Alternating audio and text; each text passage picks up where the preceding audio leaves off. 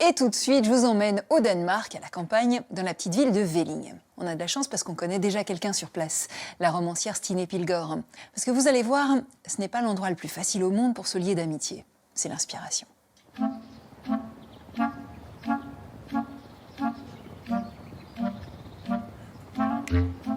Cette terre inconnue, c'est le Jutland de l'Ouest, une péninsule danoise enclavée entre la mer du Nord et la Baltique. Un territoire plat, majoritairement agricole et battu par les vents. C'est ici que déménage l'héroïne du roman Les pays des phrases courtes. S'inspirant de son propre vécu, Stine Pilgaard suit les tribulations d'une jeune femme contrainte de suivre son mari, nouvellement nommé dans une højskole. Ces établissements communautaires spécifiques au Danemark, où chaque élève peut expérimenter, créer avant de se lancer dans le cursus universitaire.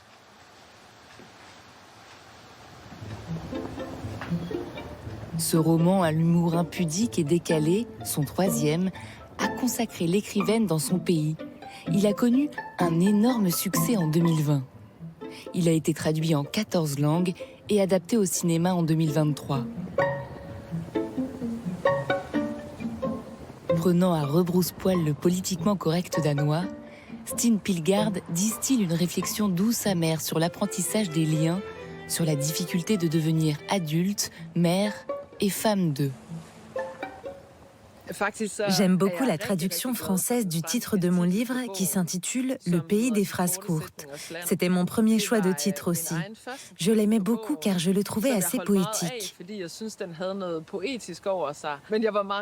Ça m'a beaucoup embêté de dire au revoir à ce premier titre. J'ai fini par l'appeler « mètres par seconde » car au Danemark, nous mesurons la force du vent en mètres par seconde. Pour moi, mon roman traite avant tout du temps qui passe. L'histoire dure une année, traverse toutes les saisons, suit un groupe dans une école alternative. Ça parle d'un enfant qui grandit et enfin de notre capacité à trouver notre place quelque part.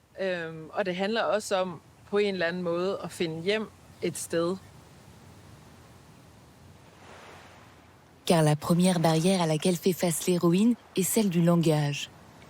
Le titre français du roman l'explicite très bien. Les Jutlandais de l'Ouest ont un rapport très particulier à la parole.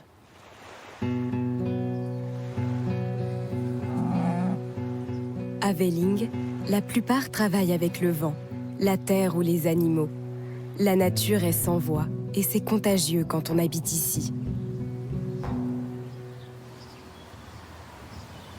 C'est dans le petit village de Velling, cerné de communautés agricoles à 320 km de Copenhague, qu'échoue l'héroïne du roman, tout comme la romancière. Native d'une grande ville plus au nord et ayant étudié dans la capitale, Stine Pilgaard est étrangère à la mentalité de cette côte préservée.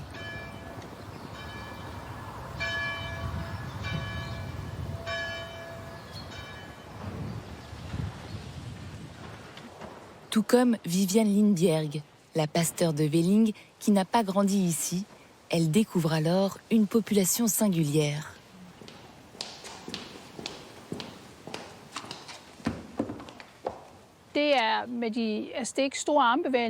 Je dirais que les Jutlandais de l'Ouest ont un humour assez subtil et dégagent une certaine bienveillance. Ce sont des gens débrouillards. Ce ne sont pas les plus bavards. Certains disent qu'une poignée de main peut en dire long. Une poignée de main ferme signifie qu'on est accepté. Ce qui est drôle, c'est que l'héroïne, ou plutôt Stine, se sent un peu comme un éléphant dans un magasin de porcelaine.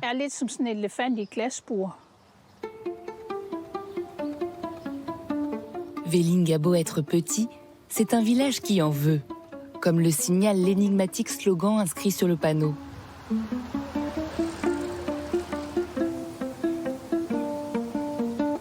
Tout au long du roman, la narratrice tente d'en déchiffrer la signification, tout comme elle essaye de comprendre la présence de plusieurs écoles alternatives autour du village, les højskoler.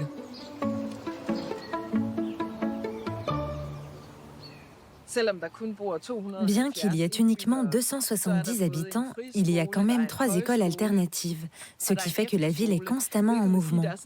On croise toujours des nouvelles personnes chez l'épicier du coin. Tous les ans, on voit débarquer de nouveaux adolescents. Il y a une volonté de créer des petites communautés d'une certaine façon.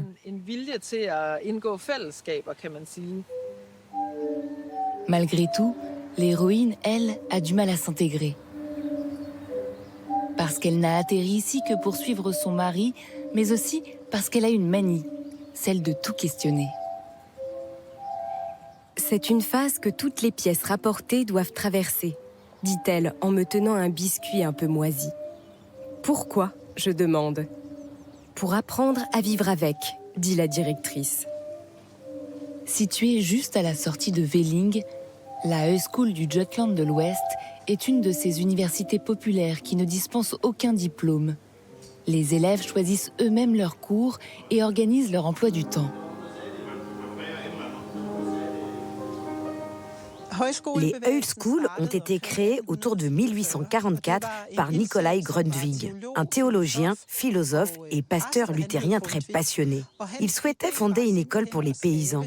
Dans cette école, les personnes créatives sont mises à l'honneur. On propose beaucoup d'enseignements manuels et pratiques.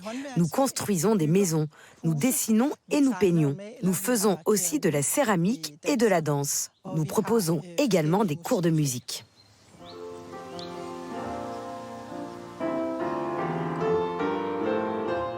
Les chants sont dans la High School un élément de cohésion, créant une sorte de fraternité obligatoire. Depuis le 19e siècle, on les compile dans un livre.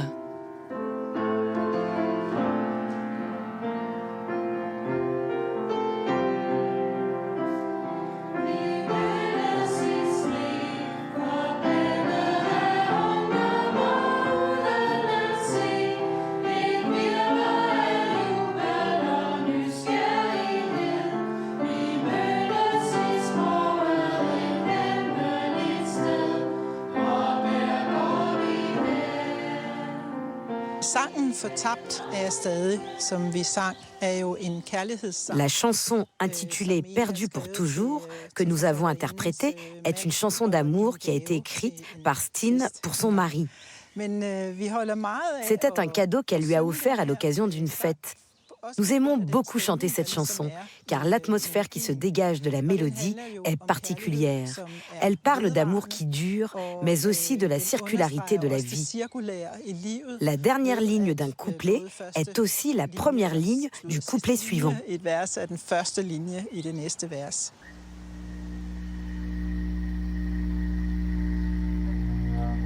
Des chants inventés par Stine Pilgaard rythment le roman, comme les leçons de conduite désastreuses de son héroïne, les mots d'amour que des étudiantes adressent à son mari ou les conseils décalés qu'elle donne dans la chronique qu'elle tient dans le journal local. J'avais la trentaine à cette époque et j'ai réalisé que c'était très rare de se faire de nouveaux amis à l'âge adulte. On n'y pense pas forcément au quotidien quand on a vécu au même endroit toute sa vie, mais ça devient absolument nécessaire quand on emménage dans une nouvelle ville. L'amitié, c'est comme la cerise sur le gâteau dans notre vie. Ça l'embellit, ça égaye le quotidien.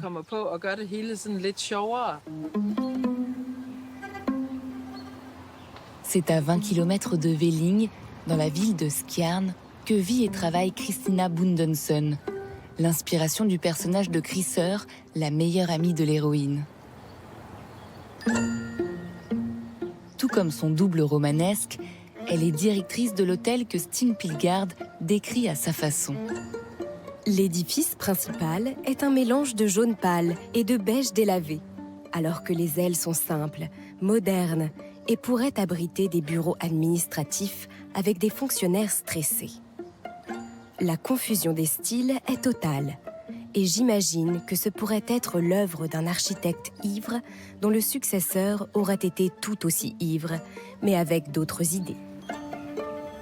Les deux femmes se lient d'amitié lors de longues discussions en pleine nature, comme ici, juste à 5 minutes du centre-ville. Elles viennent d'accoucher, nagent dans le lait, les couches et les nuits sans sommeil. Une chose qui est très belle dans le livre, c'est cette amitié naissante entre l'héroïne et Chryser.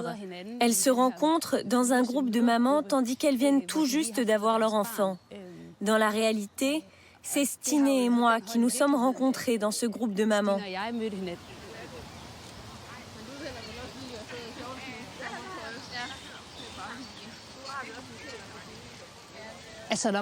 Lorsqu'on a son premier enfant, on a tellement envie de bien faire, on se sent très vulnérable. Et en plus de cela, ça chamboule toute notre vie. C'est une chose que le livre décrit très bien, je trouve. Dans certains passages, les personnages qui sont devenus parents se questionnent sur ce qui est normal ou non.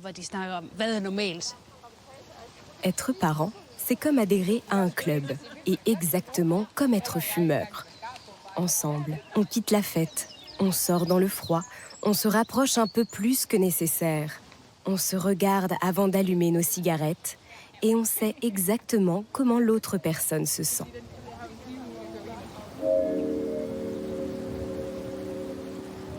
Dans ce Jutland de l'Ouest, où la femme du professeur parle trop, commet gaffe sur gaffe à l'épicerie ou à la crèche, la nature pourtant rude devient une sorte de refuge.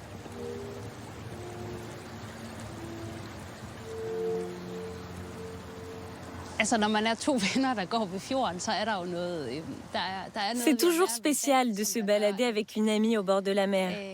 J'ai l'impression que les conversations sont plus profondes lorsqu'on est proche de l'eau.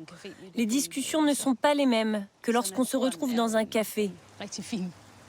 La nature est un superbe endroit pour parler. Parler, questionner ou bien encore se taire. L'héroïne n'a toujours pas les codes. Dans un passage du livre, Chryser ne dit pas un mot tandis que l'héroïne envoie des messages sur son téléphone et demande à quelqu'un.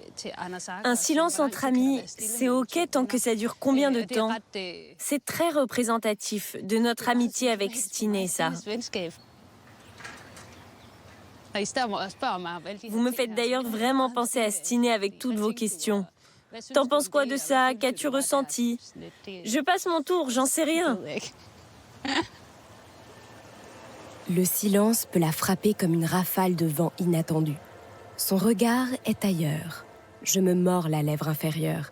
Il m'est impossible de juger si la situation est terriblement embarrassante ou pas du tout étonnante. J'allume une cigarette et je prends une poignée de chips. Le crissement dans ma tête me calme. On n'a pas besoin de toujours parler, je pense. C'est très agréable et relaxant d'être assise avec une amie à regarder le fjord. Je pense que pour elle, il s'agissait juste de profiter d'un coucher de soleil avec une amie. Alors que moi, je n'arrivais pas à me détendre dans cette situation. C'est une des choses que j'ai dû apprendre en vivant à l'ouest du Jutland. C'est possible de se comprendre, de se sentir, sans passer par le langage.